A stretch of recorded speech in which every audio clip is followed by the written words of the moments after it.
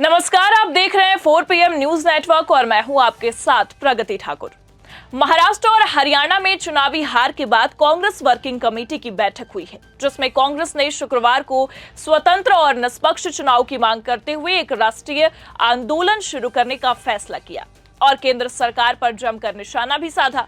अब आपको बता दें कि कांग्रेस ने न केवल इलेक्ट्रॉनिक वोटिंग मशीनों के खिलाफ या बैलेट की वापसी की मांग पर ध्यान केंद्रित किया है, बल्कि ये भी फैसला लिया गया है कि इसके बजाय अपने आंदोलन में संपूर्ण चुनावी प्रक्रिया को संबोधित करने पर भी सहमति व्यक्त की गई है। अब आपको बता दें कि हाल ही में महाराष्ट्र के चुनावी नतीजों ने सभी को चौंका दिया। चुनावी नतीजे विपक्ष के मंसूबों के विपरीत आए हैं और बीजेपी महाराष्ट्र में सबसे बड़ी पार्टी बनकर उभरी है, जिसके बाद से विपक्ष ने ईवीएम को लेकर मोर्चा खोल दिया है और वीवीपैट से नतीजों का मिलान करने की बात कही गई है और चुनाव आयोग को चिट्ठी भी लिखी है।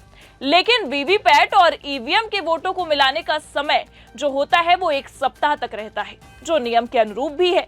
लेकिन चुनाव आयुक्त ने मोदी की मिलीभगत के चलते 5 दिन बाद ही वीवीपैट मिलान को बंद कर दिया और चुनाव आयोग की वेबसाइट पर नोटिफिकेशन जारी कर दिया, जिसके बाद से विपक्ष ने चुनाव आयोग के खिलाफ मोर्चा खोल दिया है और बीजेपी से मिलीभगत का आरोप लगाते हुए कहा कि चुनाव आयोग मोदी के कहे में चलता है और विपक्ष की कोई भी बात चुनाव आयुक्त नहीं सुनते हैं और अपने हिसाब से विपक्ष के सवालों का जवाब भी देते हैं, जिसको लेकर विपक्ष ने चुनाव आयोग के और पूरी चुनाव प्रक्रिया के खिलाफ मोर्चा खोल दिया है और बड़ा आंदोलन करने जा रही है। वहीं हाल ही में जारी हुए चुनाव परिणाम के बाद महाराष्ट्र में एक ऐसा गांव है जहां कांग्रेस को एक भी वोट नहीं मिले, यानी 0 वोट मिले। इसके बाद उस गांव में लोग प्रदर्शन भी करने लगे कि जब हमने कांग्रेस को ही वोट दिया तो ऐसा कैसे हो गया। लेकिन उन गांव वालों की बातों का भी कोई असर चुनाव आयोग पर नहीं पड़ा है।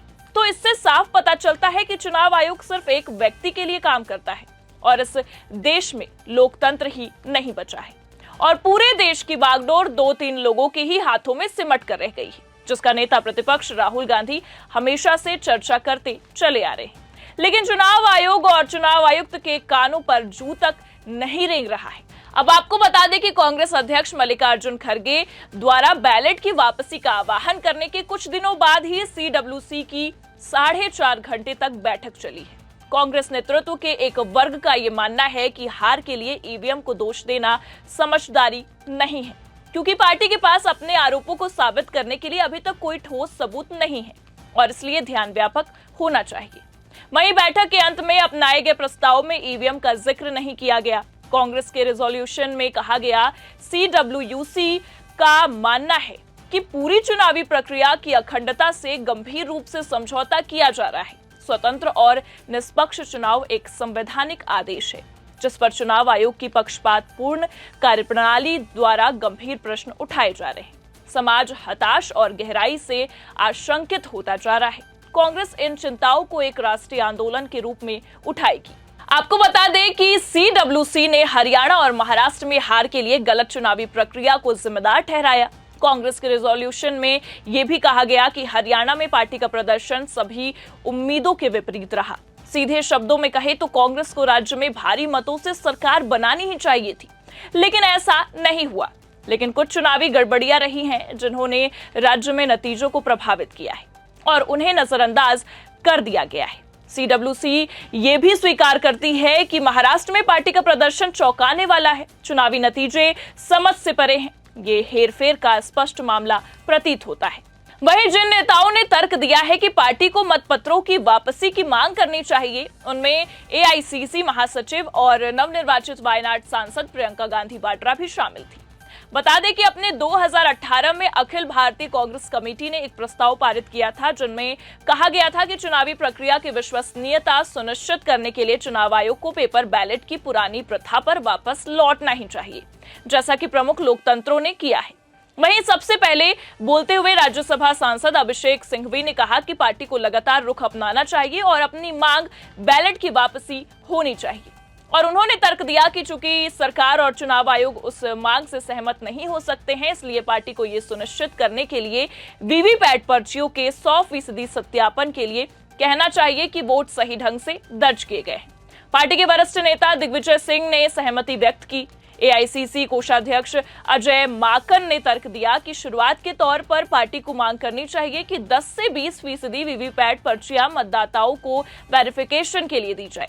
वहीं लोकसभा में कांग्रेस के डिप्टी लीडर गौरव गोगोई ने तर्क दिया कि पार्टी को ईवीएम पर ध्यान केंद्रित नहीं करना चाहिए, जो बड़ी चुनावी प्रक्रिया का हिस्सा है, और उन्होंने ये आरोप लगाया कि चुनाव आयोग के पक्षपात पूर्ण व्यवहार से लेकर मतदाता सूची में छेड़छाड़ तक है। जानकारी के मुताबिक लोकसभा में विपक्ष के नेता राहुल गांधी गोगोई के सुझाव से सहमत हुए और तर्क दिया कि ईवीएम को स्वतंत्र और निष्पक्ष चुनाव की बड़ी मांग का हिस्सा होना चाहिए, और उन्होंने सीडब्ल्यूसी से कहा कि पार्टी को स्पष्ट रुख अपनाना चाहिए और कहा कि वो कभी भी कोई पद लेने से नहीं हिचकिचाते, चाहे वो जातीय जनगणना हो, अडानी मुद्दा हो या संविधान और भारत का विचार हो। वहीं लोकसभा सांसद प्रियंका गांधी ने सुझाव देने वाले पार्टी नेताओं से पहले उन पर अमल करने को कहा है। वो स्पष्ट थी कि स्वतंत्र और निष्पक्ष चुनाव सुनिश्चित करने के लिए बैलेट की वापसी ही एकमात्र विकल्प बचा है। ईवीएम के मुद्दे पर लोकसभा सांसद शशि थरूर का एकमात्र विरोधाभासी दृष्टिकोण था। जानकारी के अनुसार राहुल गांधी ने उन्हें बताया कि ईवीएम का मुद्दा लोगों के बीच काफी गूंज रहा है। हरियाणा की तरह ही पार्टी ने महाराष्ट्र में अपने चुनावी प्रदर्शन की समीक्षा के लिए एक अंतरिम कमेटी गठित करने का निर्णय लिया है। कांग्रेस के रिजोल्यूशन में ईवीएम का कोई जिक्र क्यों नहीं है, इस सवाल पर एआईसीसी के संगठन प्रभारी महासचिव केसी वेणुगोपाल ने पत्रकारों से कहा कि हमने स्पष्ट रूप से इस बात पर जोर दिया है कि इस चुनाव के दौरान चुनावी कदाचार हुए। हम पहले ही हरियाणा में एक तकनीकी टीम भेज चुके हैं और महाराष्ट्र में भी एक टीम भेजने जा रहे हैं। हम बूथ स्तर पर विस्तृत विश्लेषण करेंगे। मतदाता सूची और मतदान संख्या में विसंगति के बारे में बहुत सारी शिकायतें हैं। हम गहन विश्लेषण करेंगे। विश्लेषण के 2 स्तर होंगे, एक राजनीतिक और दूसरा तकनीकी, जिससे सब साफ स्पष्ट हो जाएगा कि चुनाव आयोग कितना निष्पक्ष तरीके से मतदान करा रहा है।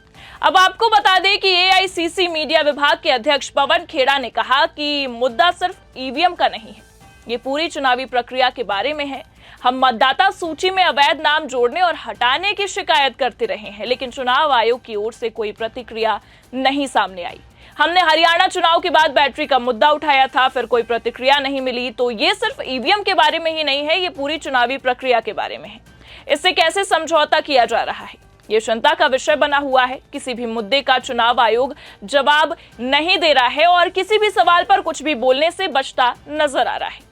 वहीं चुनाव आयोग की निष्क्रियता से साफ पता चलता है कि चुनाव आयोग किसी व्यक्ति के इशारे पर काम कर रहा है और जितना उसके द्वारा कहा जाता है उतना ही जवाब चुनाव आयुक्त के द्वारा दिया जाता रहा है, जिसको देखते हुए विपक्ष ने मजबूत रणनीति बनाते हुए चुनाव आयोग के खिलाफ मोर्चा खोलने का अब मन बना लिया है और चुनाव आयोग को घेरने की पूरी तैयारी कर ली है। और कांग्रेस 26 दिसंबर से कर्नाटक से आंदोलन शुरू करने भी जा रही है, जिसके बाद चुनाव आयोग क्या कुछ करता है ये तो आने वाला वक्त ही तय करेगा, या चुनाव आयोग किसी एक व्यक्ति विशेष के इशारे पर ही ऐसे ही काम करता रहेगा। अब आपको बता दें कि कांग्रेस की राष्ट्रीय अध्यक्ष मल्लिकार्जुन खड़गे ने शुक्रवार को कांग्रेस कार्य समिति की बैठक में महाराष्ट्र और हरियाणा चुनाव में पार्टी की अपेक्षा से कम प्रदर्शन पर बात की। उन्होंने पार्टी कार्यकर्ताओं से स्थानीय मुद्दों पर ध्यान केंद्रित करने का आह्वान करते हुए आंतरिक कलह और ईवीएम को इसका दोष दिया। मल्लिकार्जुन खड़गे ने कहा कि 2024 के लोकसभा चुनाव में कांग्रेस ने अच्छी वापसी की, साथ ही स्वीकार भी किया कि बाद के राज्य विधानसभा चुनाव में अपेक्षित परिणाम नहीं मिल सके।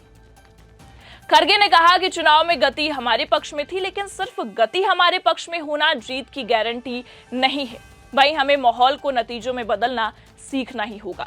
वहीं अब देखना यह होगा कि विपक्ष के इस आंदोलन का चुनाव आयोग पर कितना और क्या असर पड़ता है। आंदोलन के बाद चुनाव आयोग अपनी पूरी ईमानदारी के साथ काम करता है या फिर मोदी के इशारों पर ही आगे भी काम करता रहेगा, ये तो आने वाला वक्त ही तय करेगा। इस खबर में फिलहाल इतना ही। ऐसी ही तमाम राजनीतिक खबरों के लिए बने रहिए 4PM न्यूज नेटवर्क के साथ। धन्यवाद।